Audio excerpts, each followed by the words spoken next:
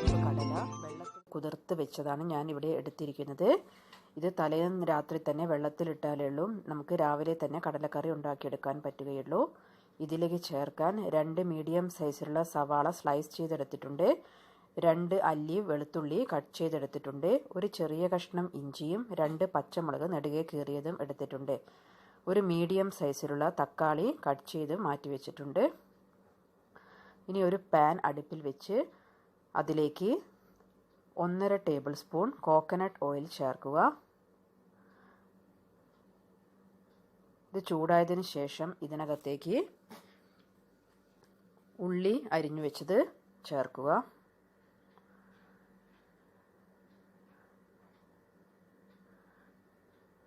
ഇത് നന്നായി വഴറ്റി കൊടുക്കുക.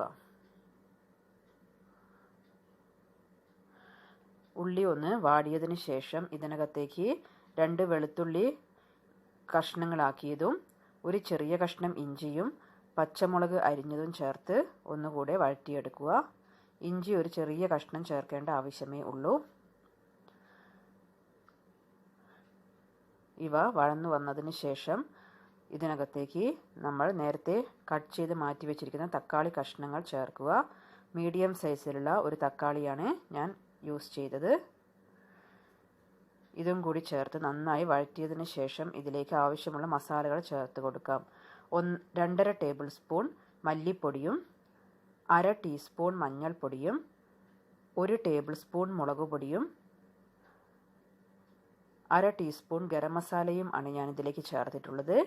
ഇവയെല്ലാം ചേർത്തതിന് ശേഷം നന്നായി ഇത് വഴറ്റിയെടുക്കുക. മസാലയുടെ ആ പച്ച മണമെല്ലാം മാറി മസാല നന്നായി മൂത്ത് വരുന്നത് വരെ നന്നായി ഇളക്കിക്കൊണ്ടിരിക്കുക. ചെറിയ തീയിൽ വേണം മസാല ചേർത്തതിന് ശേഷം വഴറ്റി കൊടുക്കാൻ. ഇപ്പോൾ മസാലയെല്ലാം നന്നായി വഴന്ന് ആ മസാലയുടെ പച്ചമണമെല്ലാം മാറി. ഇനി ഇത് തീ ഓഫ് ചെയ്ത് നമുക്ക് തണുക്കാൻ വേണ്ടി മാറ്റി വെക്കാം. ഒരു കുക്കർ എടുത്ത് അതിനകത്തേക്ക് നമ്മൾ കുതിർത്ത് വെച്ച കടല ചേർത്ത് വെക്കുക.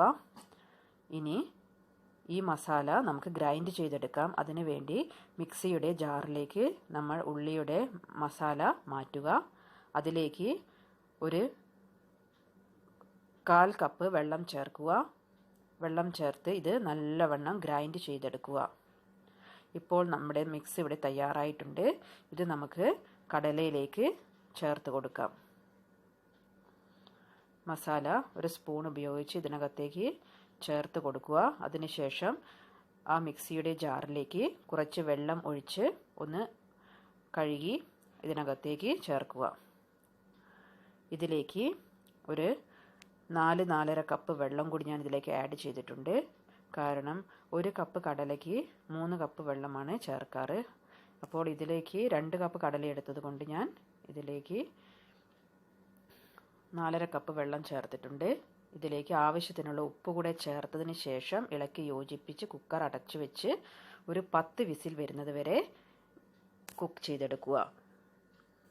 ഇപ്പോൾ വിസിൽ എല്ലാം പോയി ആവശ്യത്തിന് കടലയുടെ ചാറെല്ലാം കുറുകി നല്ല ഒരു ക്രീമി ടെക്സ്ചറിലായിട്ടുള്ള കറി ഇവിടെ റെഡിയായിട്ടുണ്ട്. ഇതിൽ ആവശ്യം വെള്ളം ഇതിലും കൂടുതൽ നിങ്ങൾക്ക് വേണമെങ്കിൽ കുറച്ച് ചൂടുവെള്ളം ചേർക്കാം. ഇനി ഒരു പാൻ എടുത്ത് അതിനകത്തേക്ക് 2 ടേബിൾ സ്പൂൺ വെളിച്ചെണ്ണ ചേർക്കുക. അതിലേക്ക് 1/2 ടീസ്പൂൺ കടുക് ചേർക്കുക. കടുക് പൊട്ടിയതിന് ശേഷം അതിനകത്തേക്ക് ചെറിയ ഉള്ളി 2 എണ്ണം കട്ട് ചെയ്തത് ചേർക്കുക. അതിലേക്ക് കോക്കനട്ടിൻ്റെ കഷ്ണങ്ങൾ പീസാക്കിയത് എടുത്ത് ചേർക്കുക. ഇത് ഓപ്ഷണൽ ആണ്, നിങ്ങൾക്ക് ആവശ്യമില്ലെങ്കിൽ ഇത് സ്കിപ്പ് ചെയ്യാം. അതിലേക്ക് 2 വറ്റൽമുളക് മുറിച്ചിട്ടതും ആവശ്യത്തിന് കറിവേപ്പിലയും ചേർത്ത് ഇത് നമുക്ക് കടലയിലേക്ക് താളിക്കാവുന്നതാണ്. ഇപ്പോൾ ഇത് ഞാൻ കടലയിലേക്ക് ചേർത്തിട്ടുണ്ട്. ഇതിലേക്ക് കുറച്ച് മല്ലിയില കൂടി ഞാൻ കട്ട് ചെയ്ത് ചേർത്തിട്ടുണ്ട്. ഇപ്പോൾ നമ്മുടെ സ്വാദിഷ്ടമായ കടലക്കറി ഇവിടെ തയ്യാറായിട്ടുണ്ട്. ഇത് ഒരു സെർവിങ് പ്ലേറ്റിലേക്ക് മാറ്റാവുന്നതാണ്. നിങ്ങൾ എല്ലാവരും ഈ കടലക്കറി വീട്ടിൽ ട്രൈ ചെയ്ത് നോക്കുക.